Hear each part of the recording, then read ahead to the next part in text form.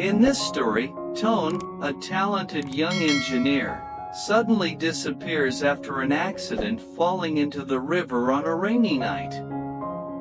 Meanwhile, gentle Ly Tu Diem is fleeing from the pressures of her in-laws. Their fateful encounter by the riverbank changes their lives forever, bringing new hope and revival amidst the ashes of the past. If you enjoy this story, don't forget to subscribe to the channel so you won't miss the upcoming episodes.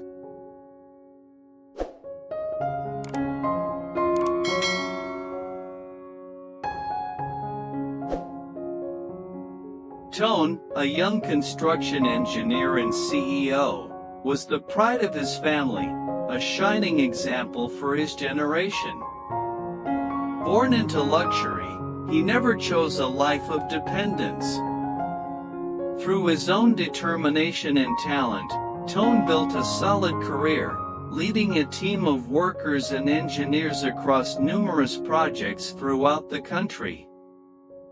Despite his high position, he remained humble. He often went down to the construction site, standing shoulder to shoulder with the workers under scorching sun or sudden heavy rain. To his employees, he was a dedicated leader. To his friends, a sincere companion. To his family, a devoted son. Everyone who met him respected and admired him. But sometimes, that very light cast dark shadows of suspicion in others' hearts. That day, the rain had been pouring relentlessly since dawn. It fell thickly like a gray curtain covering the sky. The construction site by the riverbank, where a major project was underway, suffered serious effects. The ground was muddy, and the temporary foundation showed signs of instability. Some engineers raised concerns about errors in the design, even suspicious changes in materials. Toan received the report as twilight approached. Without hesitation, he put on his raincoat and drove to the site. His heart never felt at ease if anything suspicious happened behind his back. He had to check it himself. Near midnight, while the whole site had evacuated to shelter from the rain, Toan walked alone toward the muddy ground by the river's edge. His weak flashlight barely cut through the sheets of rain. The wind howled, shaking the tarpaulin above him.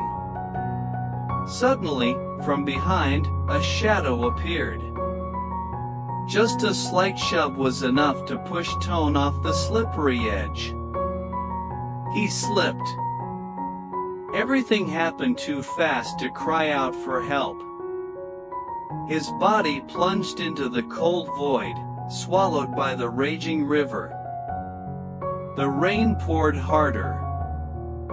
The dark river seemed to swallow the whole world. When the others realized Toan was missing, it was already too late. Only a broken helmet floated near the bank.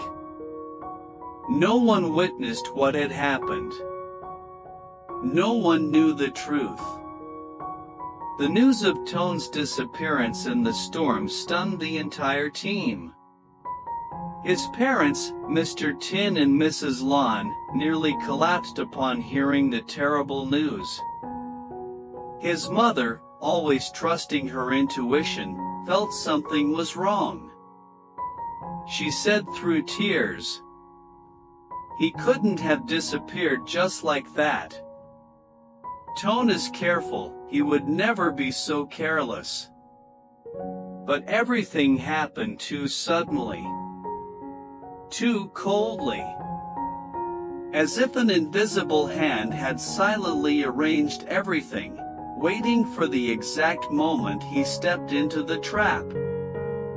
On that fateful rainy night, no one knew the young engineer was still alive. His body was swept far from the site, battered against rocks, unconscious. On the thin line between life and death, he drifted into a forgotten corner of the world, where fate was preparing him for a completely different journey. A new beginning. Another life. And an unexpected bond was waiting ahead.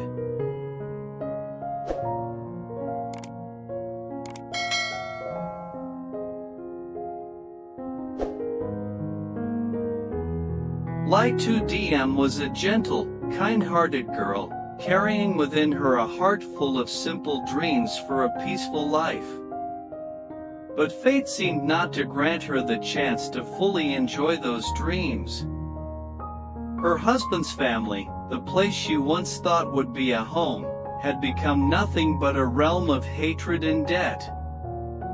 Her husband, the man she once trusted and loved, had fled amidst mounting debts. Like a ghost, he vanished without a word, leaving her to bear the heavy burden and the crushing debts with no one to take responsibility. Her mother-in-law, Mrs. Ly Tu Diem, a stern and ruthless woman, showed no sympathy for her former daughter-in-law. On the contrary, she saw Diem as a living debt, a commodity to be sold off to pay the mounting dues. She forced Diem to sign a debt transfer contract, a dark agreement that was nothing less than invisible chains binding her to a life of suffering. The threats, insults, and even harsh slaps came down whenever Diem dared to resist or cry out. Those days in her husband's house stretched on as endless nights of tears and despair. On a cold, dark night when rain began to fall softly against the window pane, Diem felt the weight of oppression had reached its unbearable limit. She decided to leave everything behind, her husband's family, the hatred, and the painful memories. Quietly, she crept out through the back door of the large house, careful not to make a sound to avoid being caught. Her steps led her gradually toward the quiet riverside, a place she had heard few people visited. The light rain fell on her long black hair, mingling with tears she could not express in words. The night was pitch black, the cold wind pierced through her thin clothes, but inside Diem burned a fierce desire to live, to be free.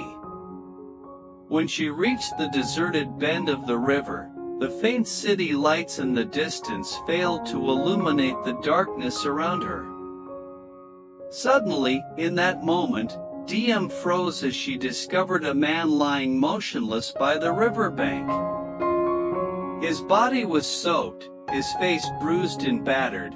He seemed to be in critical condition. Her heart skipped a beat, then she rushed over, shaking him gently. She pressed her ear against his chest, listening for the faint, weak breaths remaining.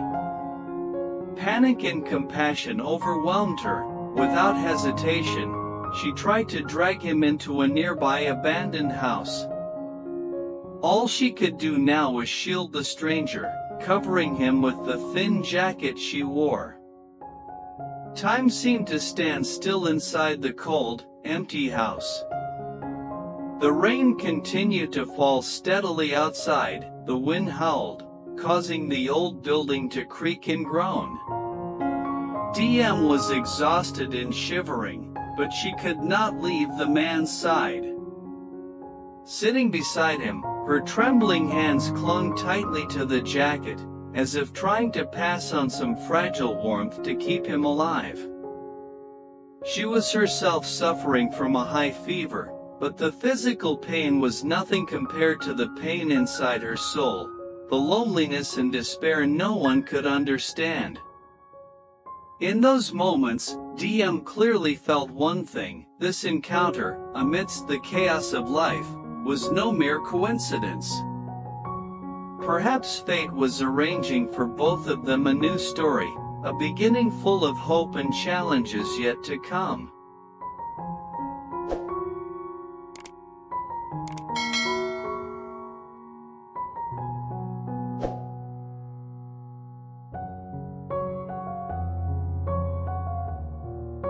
The next morning, as the weak rays of sunlight filtered through the cracks of the abandoned house's window, Toan slowly opened his eyes. His head was still dizzy, his limbs weak as if he had just survived a fierce battle. Faint memories surfaced, but not clearly enough for him to understand what had truly happened. He struggled to sit up, his blurry gaze falling upon a small figure curled up beside him. It was a young girl, her face dotted with sweat and signs of a high fever, yet her hand still tightly grasped the edge of the jacket she had wrapped around him the night before. She said nothing, only occasionally opening her eyes weakly, fighting against the persistent fever. Toan felt the softness yet resilience in that hand, sensing the faint warmth the girl had given him in his darkest hour. He looked around the shabby, abandoned house, the sound of rain still pattering against the rusted tin roof. Though still weak, he forced himself to sit up and move toward the window to breathe in the fresh air outside. Toan realized he was still alive, still had a chance to start over. That feeling, in his most desperate moment, made him determined not to give up. Suddenly, he recalled the girl's faint but determined voice as she tried to reduce his fever with crude medicine she had found in the house. Toan knew she was also exhausted, burning with fever and enduring more hardship than he had imagined. Not wanting her to suffer any longer, he struggled to stand and fetched some clean water from an old bottle in the corner. Gently, he poured water into her mouth and wiped the sweat from her forehead. In their eyes was a deep mutual understanding, two strangers fighting together against the cold and cruelty of life. As time passed, they slowly recovered, though the process was slow and full of difficulties. They cared for each other with the smallest things, from old, moldy pills in the corner to lighting a fire to warm their trembling bodies. Day by day, the bond between Toan and Tu Diem grew, not just gratitude, but profound sharing and understanding. Sometimes, when Toan looked into Diem's teary eyes, he realized she was not only the one who saved him physically but also the one who gave him new hope, the reason to keep moving forward. Meanwhile, through little stories and moments of care, Diem found in Toan a peace she had longed for but never found. Though outside the world was still full of trials, schemes, and storms, within that abandoned house, they found a new beginning. A faint light flickering among the ashes of the past, allowing them to believe that life could still hold beauty, even if it started from the deepest wounds.